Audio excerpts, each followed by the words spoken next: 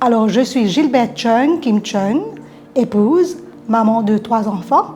Et au niveau professionnel, je suis en charge de l'éducation catholique à Maurice. Kenny est né en 1993. Il a eu 32 ans cette année-ci. Mais il faut vous dire que quand il est né et quand 2 jours après sa naissance, on a appris qu'il était atteint de trisomie 21, mon époux et moi, nous avons vécu comme un deuil. En fait, petit à petit, nous avons compris que Kenny était un cadeau.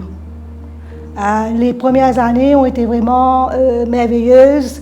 Il fallait le stimuler constamment. Donc, j'avais complètement changé les couleurs de sa chambre. Donc, un panneau était rouge, l'autre bleu, l'autre vert, enfin. Et puis, il y avait plein de choses dans sa chambre pour pouvoir le stimuler. Par exemple, Kenny, je l'ai poussé à être aussi dans le groupe des scouts. Donc, jusqu'à 12 ans, le petit monsieur, il était dans le groupe. Il allait camper avec les autres. Et les autres s'occupaient de lui. Et je pense que même ma vie, il y a eu beaucoup de choses que je n'aurais pas vécues si Kenny n'était pas là. Parce que c'est grâce à lui, par exemple, que quand il est né, je ne connaissais rien de la trisomie 21. J'ai fait venir des livres, imaginez-vous, donc 32 ans de cela, on ne savait pas. On disait enfants mongols, on disait des mots comme les gunga, les bêtes, les retardés, les attardés.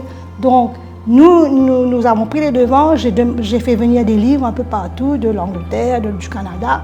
J'ai lu et quand il avait 1 an, j'ai publié un livre. Disons qu'à Maurice, je suis un petit peu chagrine, il y a encore beaucoup de choses à faire. Là qu'il a 32 ans, nous disons que qu'est-ce qui va se passer après? Parce que nous, on vieillit et quand il aura 60 ans, vous savez, quand il est né, on nous disait qu'ils allaient vivre jusqu'à 16 ans. Que les enfants trisomiques vivaient jusqu'à 16 ans, 18 ans. Le lifespan était très court. Aujourd'hui, ils vivent jusqu'à 60, 70, 80 ans. Donc, après nous, qu'est-ce qui va se passer?